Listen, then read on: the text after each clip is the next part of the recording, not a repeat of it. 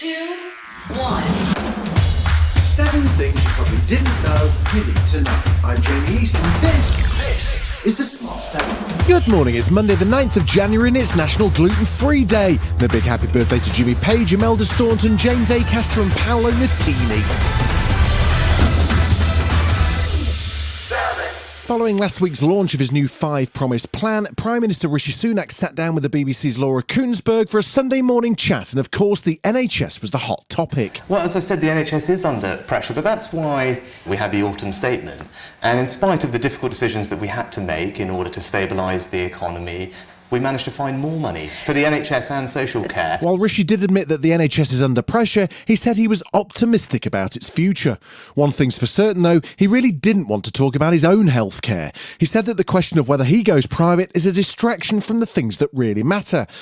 He also suggested there could be talks about a responsible and affordable pay agreement in a bid to settle the nurses' strike. Laura also wanted to know why those under 45 should vote Tory. I think that the country's priorities are pretty clear. And those are to make sure that we do manage the economy responsibly. That's the thing that's going to make a difference to everybody, whatever age you are. Despite Rishi's best efforts to talk up the NHS, doctors and nurses don't share his enthusiasm. Nurses in the UK have been threatening more strike action for later this month, with the majority calling it a last resort. Dr Julia Pattison from Every Doctor UK has called the state of the NHS a humanitarian crisis and says the government's to blame for the deaths of patients. The Labour Party's also waded into the argument, with Keir Starmer promising to make more use of the public sector when tackling waiting lists. We've got to acknowledge that the health service is not just on its knees, it's on its face. I think as we sit here today, there are 7.2 million people on the waiting list. Speak to anyone who works in the NHS and they'll tell you just how stressed it is. But not everyone thinks this plan's a good idea, including former leader Jeremy Corbyn. If we now model our health service provision on the basis of buying into the private sector, then we're at the mercy of the prices charged by the private sector, and we undermine the whole principle of the National Health Service. I think it would be a very unfortunate road to go down. And Dr Adrian Boyle says Labour's plans to use the private sector to relieve pressure on the NHS seems like the wrong approach. It feels like an expensive way to try and get ourselves out of the pickle, and I think long term we've got to look at how we actually stop this happening again.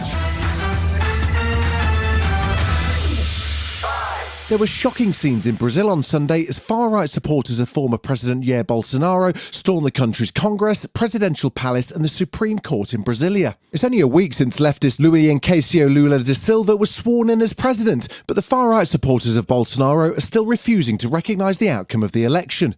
The violent scenes were instantly compared to the January the 6th riots in the US in 2021, as supporters took over the centre of Brazil's political capital, lighting fires and smashing windows and furniture in an unprecedented security breach. By Sunday evening, Lula declared emergency powers and dispatched the National Guard to the area to restore peace. Over 300 people were arrested. Ousted President Bolsonaro, who's currently in Florida, stopped short of denouncing the mob, but did say invasion of government buildings crossed the line of peaceful protests. Speaking before he arrived, President Lula denounced the vandals. Like true vandals, destroying what they found in front of them. We think there was a lack of security, and I want to tell you that all those people who did this will be found and punished. They will realize that democracy guarantees the right to free and free speech, but it also demands that people respect the institutions created to strengthen democracy.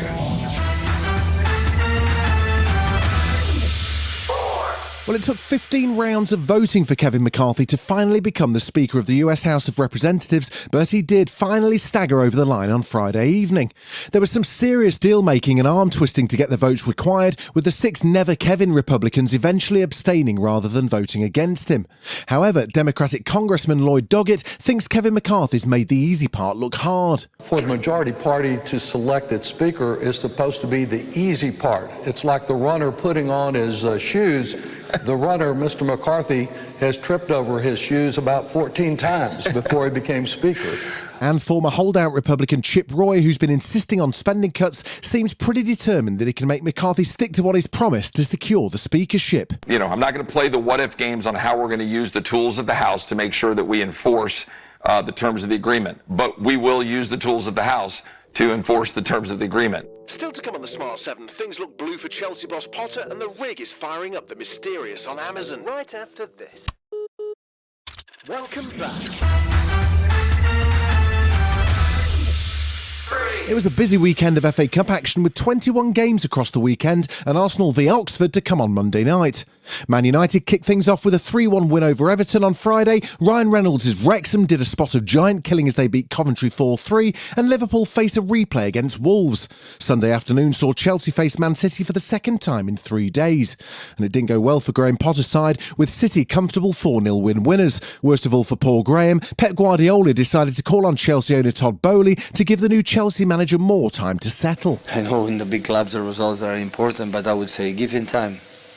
So I think Graham, the second half is what he is. So what he has done in Brighton was outstanding. The new big TV drama for 2023 is Amazon Prime's The Rig. The show, which is the first Amazon original to be filmed entirely in Scotland, is a supernatural thriller. Set on a North Sea oil rig that becomes surrounded by a mysterious fog, the show stars Martin Compston, Emily Hampshire and Ian Glenn. He says the supernatural elements of the show reflect the current discussion around climate change. Thematically, what's going on within the series is this sense of us causing damage to a planet, and the planet is trying to bite back, to speak back, trying to heal itself from the damage that humans are doing to it.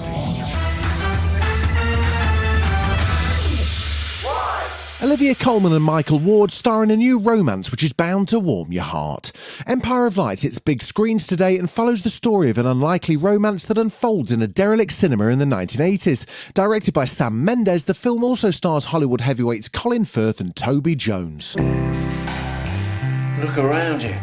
This whole place is for people who want to escape, people who don't belong anywhere else.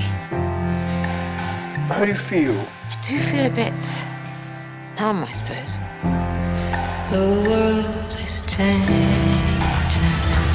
This has been The Smart 7. Wherever you're listening, do us a favour and hit the follow button. We'll be back tomorrow at 7 a.m. Have a great day. Written, produced and published by Daft Doris.